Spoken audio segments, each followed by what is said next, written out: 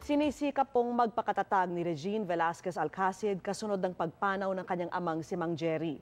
Ang kanyang nalalapit na concert, alay ng Asia Songbird sa pinakamamahal niyang ama na numero 1 rin daw niyang tagahanga.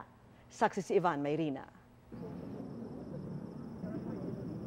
Halos wala nang paglagyan ng mga bulaklak sa kapilya ng Manila Memorial Park sa Bulacan kung saan nakaburol si Mang Jerry, ama ng tinaguriang Asia Songbird na si Regine Velasquez Alcacid. Ang mga nakikiramay wala ring tigil ang dating, kabilang singer na si Jose Marichan na naka-duet ni Regine sa 90s hit na Please Be Careful With My Heart, ang concert king na si Martin Yevera, iba pang kaanak, kaibigan at mga kasama sa industriya ni Regine.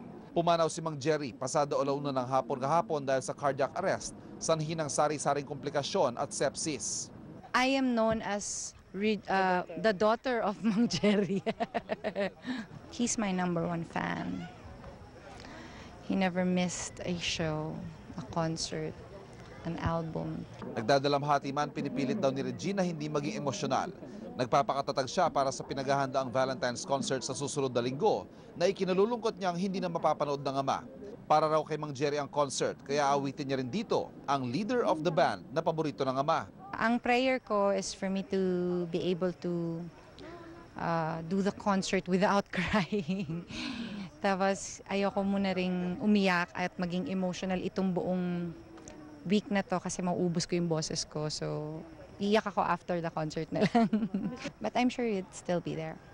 Nagpapasalamat si Regine sa mga fans na sumusuporta sa kanilang pamilya sa gitna ng pagdadalamhati. Ako si Ivan Mayrina, ang inyong saksi. Saksihan mamaya.